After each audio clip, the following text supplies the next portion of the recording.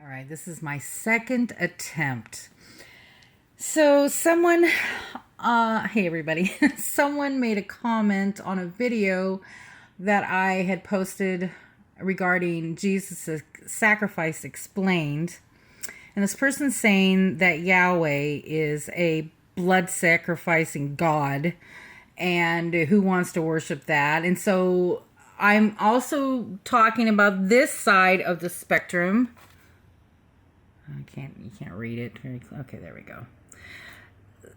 So you got these things going on, okay? And you got these people with these agendas, basing their beliefs on what they believe, using the T word, Ra, Tyrannosaurus Ra Rex. You're like, what? To enforce their way of worship and servitude. And then you also have the global people who are in charge, who are doing all of these other things out there. And when you step back and you look at everything, if you think that God is a hateful, blood sacrificing, sending people to hell because he hates you, God, but then you've got this other side of the spectrum of what these people are doing. And if you believe that and you see the evidence, then what choice do you have? You don't. You're going to die, whether it's some sickness or something horrible because of what they're planning. So I choose to believe that there's something that is good for us, because I can see when you watch movies, you see how they hate on a certain deity, make fun of him, turn him into a big joke. Why are they making fun of him? Why don't they make fun of anything else? This tells me that it's the truth. And when they wanted to enforce their laws and make up another book that they say that they wrote, that is inspired of, this is a problem with a lot of people. It's like, well, it's just all man making this stuff up. Fine. All you can do is you can wait and see. You know, I look at the evidence, and the way I see it is Jesus is the way. There is no other way. It's coming to you. Have to learn to love him and appreciate what's going on. But these people, no, So I'm going to play you a little bit of this. It's a 2-hour video on this subject matter. I'll post a link. I'm not going to play the whole thing, but I thought I'd play you an intro and then post the link and you can watch it for yourself. All right, here we go.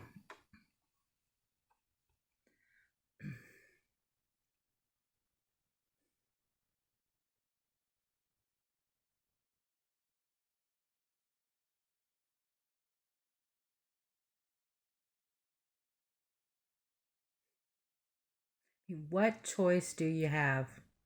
Okay, we have an online question. Are non-Jews obligated to keep the 7 Noahide laws? And if they are, how are they supposed to know that they're obligated to keep them? And how are they supposed to know what they are? Look at this stuff. Well, the nations, the world, every person in the world has to keep the 7 Noahide laws. How will we know when the Messiah comes? How will we know? Yeah. It says in the Rambam, Shibud Malchiot Buvad. And that means that when the kingship returns to Israel, and that there's no, apparently it means when militarily and politically Israel is secure. Building the third temple. Everybody will prosper, because this is what the temple is for the whole world. So you think that there could be some union between all the religions as part of this? Absolutely. We already have unity, but everybody's afraid from the terrorists. So this is our job, to unify everybody to worship the only true living God in the third temple with all the nations that will worship God. The Messiah will be the judge. The Mashiach will be the judge, and not for what he sees and not for what he hears, but what he smells. You believe the Mashiach ben David is coming to this Mashiach ben temple? David is very soon, and he is a Jew, and he is not Jesus. And if the Christians want to hold it, they can hold it. But we will never change our mind. We prefer to go back to Auschwitz and not to change our religion. This is the main thing. We are loyal. What would happen to Christians who refuse this Messiah and hold on to Jesus? Then we will see. We will see. I don't know. I'm not the Messiah.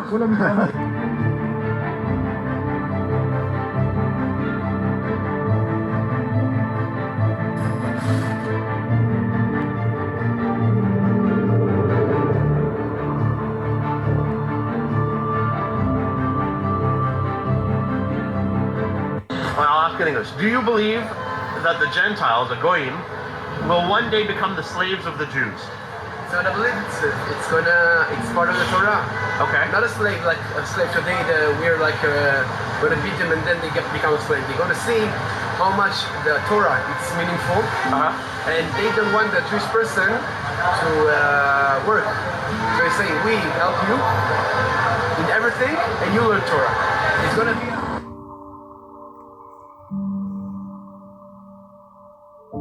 It's gonna be a big world peace. Okay. So it's like, And when is this going to happen? it's not today. Mashiach gonna come today. So the Messiah has to come. Of course. Okay, no, for it to happen, Yeah. the Messiah has to happen. You have to explain that.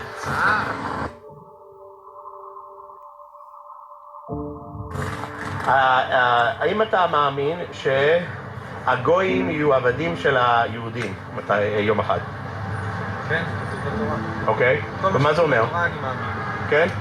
ומה כתוב? כתוב בפירוש שהגויים יהיו עבדים שלנו? כתוב שאחרי ביאת המשיח, אני אומר, כתוב אחרי ביאת המשיח, אני לא יכול להביא את הפסוק המדויק, אבל כתוב שאחרי ביאת המשיח יהיה מלחמה מאוד מאוד גדולה, ובסופו של דבר כן, הגויים יהיו עבדים של היהודים במשך תקופה, ואחרי זה העולם יחזור כאילו לקדמותו.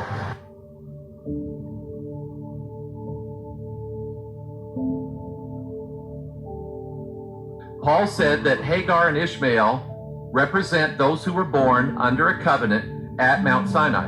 And he said, just as then, it is now.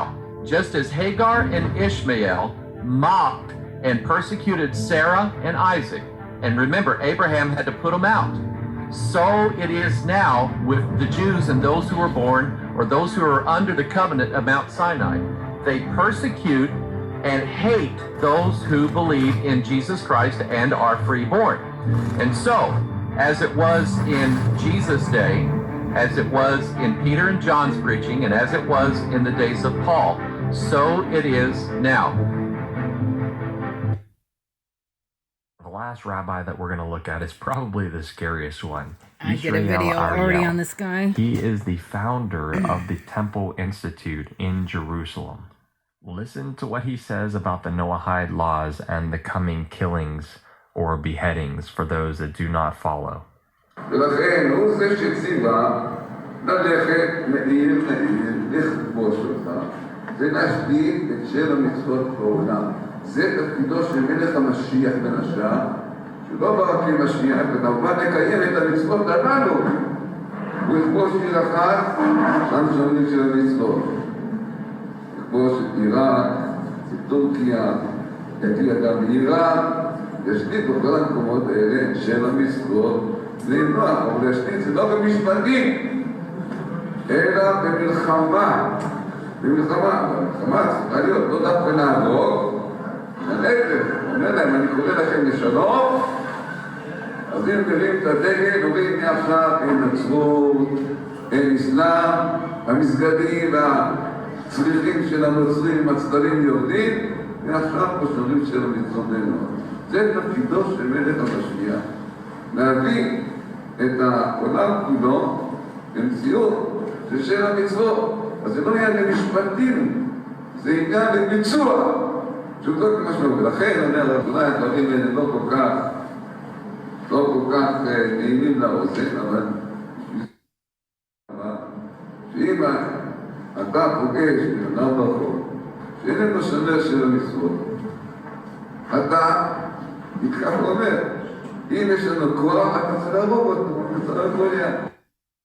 So that's straight from the horse's mouth. If you see someone on the street, again, if you're trying to escape on the street and this person is breaking the 7 Noahide commandments or the categories, and Sabbath is one of them, and you have the willpower to kill that person. You are to kill them.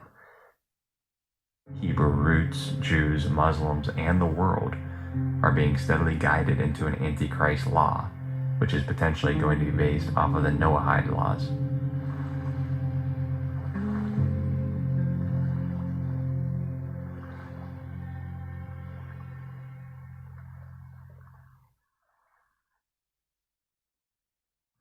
Now, with regards to these 7 Noahide laws, you may have already heard about them in the past couple of months, simply because there has been a lot of activity or flurry around these terms. Most notably, it's being pushed by those in the Jewish Kabbalah or Jewish mysticism and the Jewish Sanhedrin. This is the legislative and judicial courts of the Jews. These are the same people that persecuted Jesus in the courts as well as the apostles. However, these Noahide laws, or the system to implement them, has been pushed for about the past 3 decades or more, at least from what we can tell. Now, this snippet comes from Noahide.com. It says, "To the Jewish people, God gave the entire Torah teaching as their law. They therefore have a special responsibility with special commandments to be a priesthood of the world, a light unto the nations." The Bible says differently that Jesus Christ is our high priest, and the saints will be a royal priesthood to him. But because the Jews are special, what about the rest of the world? What will God do for them? They state that God gave Noah and all his descendants 7 commandments to obey. These 7 universal laws were reaffirmed with Moses and the Jewish people at Mount Sinai, which is also known as the Oral Torah or Talmud, establishing modern observance of these laws. Goes on to say these 7 commandments actually represent 7 categories of hundreds of specific laws for non-Jews. Just like the Torah is 613 laws, then they apply the oral traditions, the oral Talmud on top of that, which has thousands and thousands of other instructions. But the key thing to note here is, although you can deduce where the Noahide laws come from in terms of some coming from the Torah or the 10 Commandments, you won't actually find any reference in the Bible saying the Noahide laws. It's not going to list them out. Again, this comes from the oral traditions of the rabbis, the thing that Jesus criticized himself, the Talmud. And the ones who actually interpret the application of these laws is the Sanhedrin, or the Jews themselves. So here you can see the 7 categories of the laws, and at first glance you'll see that, hey, they actually sound pretty reasonable. Don't deny God, don't blaspheme God, don't murder, don't steal, things like that. A lot of them sounding like the 10 Commandments, but again, you have to remember who's going to be doing the interpretation of this. It's going to be the Sanhedrin, the Jews themselves. And as we've seen in a lot of those prior videos, this is all going to be inspired by the Antichrist when their Messiah comes through. Not just the Jews, but remember, the Jews are expecting a Messiah. The Muslims are actually expecting their Messiah, the Mahdi. There's this tri-faith initiative trying to merge Muslims and Judaism and Christianity all together, saying that we have a father in Abraham that's probably going to be part of this deceit.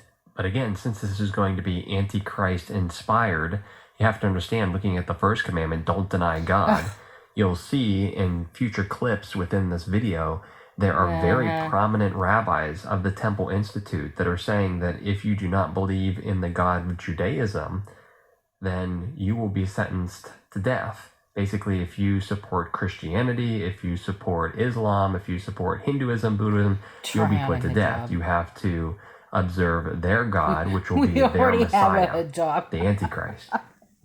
I had said that the framework for these Noahide laws has been being built for the past several decades. You can see here from IsraeliNationalNews.com. There are also Noahide groups and communities all throughout the world. Significantly, in 1991, President George H.W. Bush signed into law a historic resolution of both houses of Congress recognizing the 7 Noahide laws as the bedrock of society from the dawn of civilization. In 2013, the UN also had a historic documentation supporting the 7 Noahide laws. Again, this is from UN.org. You can see towards the bottom here, Rabbi Yaakov Cohen, head of the Institute of the Noahide Code, which sponsored this conference, said, On this day, people from all over the world gathered on behalf of the laws of Noah. Their observance is required so that the vision of the United Nations to have a settled and civilized world filled with the economic justice and righteousness will prevail. Just a couple years earlier, in 2007, you have this document from the Vatican, Commission for Religious Relations with the Jews, the delegation of the Holy See's Commission for Religious Relations with the Jews. They state that Jewish tradition emphasizes the Noahide covenant as containing the universal moral code which is incumbent on all humanity.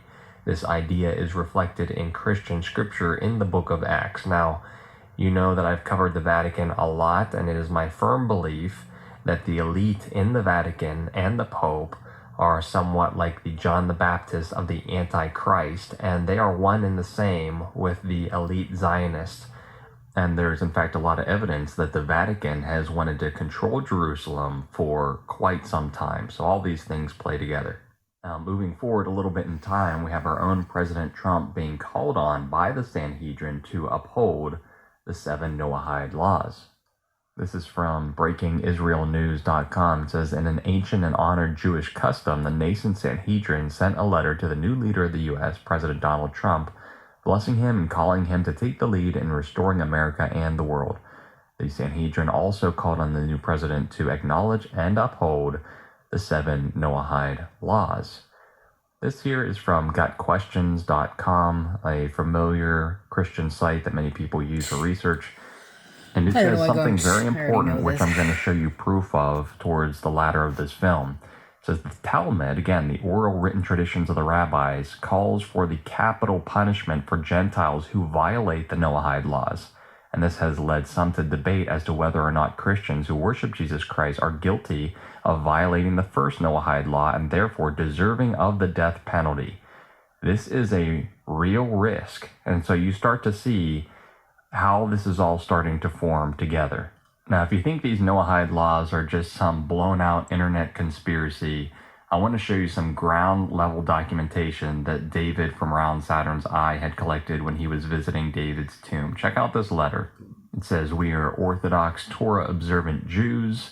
We want to share with humanity the divine light that was imparted on us. The Jewish vision of redemption is universal, and every non-Jew has the right to be illuminated. Nice word there. All you have to do is connect yourself to the eternal declaration of the Jewish people through Moses from Sinai. And what exactly does it mean? Observe the 7 Noahide commandments and believe in the God of the Old Testament, not the New Testament. Later on in this note, it actually outright talks about Jesus as a type of anti-Messiah. Now, I'm going to play for you a section here, and this is from Rabbi Levi Shem Tov. He's a Chabad emissary in Washington, D.C., rabbi to ambassadors, presidents, potentates, shares firsthand accounts on how the Rebbe's teachings have influenced the world's most powerful men and women, recorded on the occasion of the 17th anniversary of the Rebbe's passing. And you know, when I listen to him, you really got to listen to the whole video. All right, and I'll put that in the description below for you guys. But when you listen to Mr. Shem Tov and what he says here, if you go through the whole video, he's always quoting Rabbi Schneerson. Rabbi Schneerson said this. Rabbi Schneerson said that. You know, there's some so-called Christian faiths out there. That's what they do. They quote their leaders. So-and-so said this. So-and-so said that. Even the Jehovah's Witness organization, the elders have said this, the elders say that, whatever the elders say. Right. You know, what did Jesus say? Yeshua will share his glory with no man. Mm-hmm. He won't share it with your leader. He won't share it with the Orthodox community's leader. That belongs to him and him alone. And this is one reason why the 7 Noahide laws can help silence those believers of Yeshua that will never give up Yeshua as the divine Son of God. They'll never forsake him. And they can't have that. That's not all Judaism either. That's those radical Talmudists. They can't have that because they have really are impressing on world leaders to bring about this change. Listen carefully, especially to the last few minutes when he mentions how many nations, how many countries the movement affects around the world. Listen to what he has to say. She says the Supreme Court of the United States. It seemed odd to me that the Chief Justice of the Supreme Court would come to this barber in DuPont Circle, but he did. Sure enough, a few minutes later, the limousine pulls up, and out walks the Chief Justice, William Rehnquist, the judge presiding over the highest court in the land, coming to get his hair cut. The barber's very excited, and as soon as the Chief Justice walks in, he quickly makes an introduction. He says, "This is the rabbi, this is the Chief Justice." He introduces one to the other. So I don't know how it works here in the Valley, but in Washington, D.C., you make your point very quickly, or you don't get to make it at all. So therefore, I have been trained, and in my experiences, I have learned that I need to make a point very quickly sometimes. So I said, "Mr. Chief Justice, it's an honor to meet you. I just want you to know that by presiding over a court of justice, you are upholding one of the main principles of the 7 Noahide laws, which is something very sanctified, notwithstanding your particular legal position." Meaning to say that whether I feel you're right or you're wrong, just the fact that this institution of justice is being upheld is a great precept of the 7 Noahide laws, and I want you to know that it's something sanctified from my perspective. So the judge says, the justice says, "I appreciate that very much. I'll especially remember it the next time I author the dissenting opinion." Put on my jacket to leave, and the Chief Justice waves me over to the chair right next to his, and he says, "Those 7 laws, by whom were they given and when?" And he motions to me to sit down, and of course, anyone in the United States, or the Chief Justice of the Supreme Court of the United States tells you, "This is what you doing." Sat down, and we had a whole discussion. He was basically bald, so his haircut didn't take all that long. But say for 15 or 20 minutes, we had a discussion about the 7 Noahide laws and about how whatever you do, even sitting on a court, if you do it for the right purpose, it can become divine. After our discussion, he gets up to leave, I get up to leave, and I say, "Well, Mr. Chief Justice, this has been a wonderful discussion. I hope you have a wonderful day." To which he replies, "A wonderful day. Now I want to have a divine day." A few weeks later, I go back for my next haircut, and the barber tells me the Chief Justice had just been in a few days before, was asking where the material was that I was supposed to send him about the 7 Noahide laws as a follow-up. And why do I tell you this story? I tell you this story because someone of his stature, recognizing through words that the Rebbe said, which I internalized and they conveyed, agreed with the idea to the point that he mentioned it a few weeks later on his own, that what you do in life can become divine if you do it for the appropriate purpose. Let me give you another idea. A few more seconds. To the diplomatic world. And just to give you a background, my interaction with the diplomatic world is very simple. We in Chabad Lubavitch operate in some 82 countries, with satellite operations in another 20 or so more. And as such, different issues arise that necessitate our functioning and interacting with diplomats from many countries. You never know where there's going to be a problem or a need. Notice that. The Chabad Lubavitch organization of the Orthodox Jews operates in 82 countries, 20 or so more countries as well. And he goes into there, all the different diplomats, presidents, kings, in fact, that he speaks to. And of course, at the tenet of those conversations is to engage the 7 Noahide laws upon all of humanity. All right? Now, if we have 10 commandments, what need do we have of 7 Noahide laws? But there are some And I don't want to say that all Jews necessarily are radical that have this thought. There are some of the Orthodox community that believe that there should be one set of laws for those that are non-Jews and then another set of laws that are just for the Jewish people. That doesn't necessarily translate that it makes them radical because they believe that. But what makes the radical idea is when you know that you're citing a Talmudic law that is not biblical, but you have to understand from the thinking of Orthodox Judaism, many Orthodox Jews believe that the oral law, which would be the Talmud, is equivalent to that of the written law of Moses. It is just as important and just as much to be adhered to. Now, we could argue that's radical, we could argue that's not radical. You could argue that there's good points in the Talmud, and you could argue there's points in the Talmud that are clearly would be very radical in many people's views.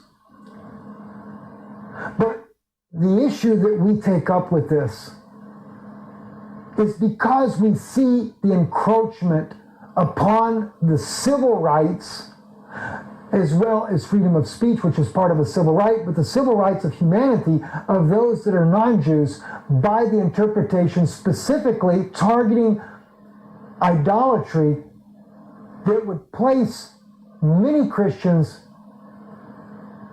in a position of possibly losing their lives in a not so distant future if this continues to move in the direction it's going in now. Senate will come to order. I don't know where to Today's end. opening prayer will be offered by guest chaplain Rabbi Shea Harlick. Okay, well, I love you guys very much. I wanted to share that, and I just can't wait for this to be done, because who wants to live in a world like this? I don't. Love you guys. Bye.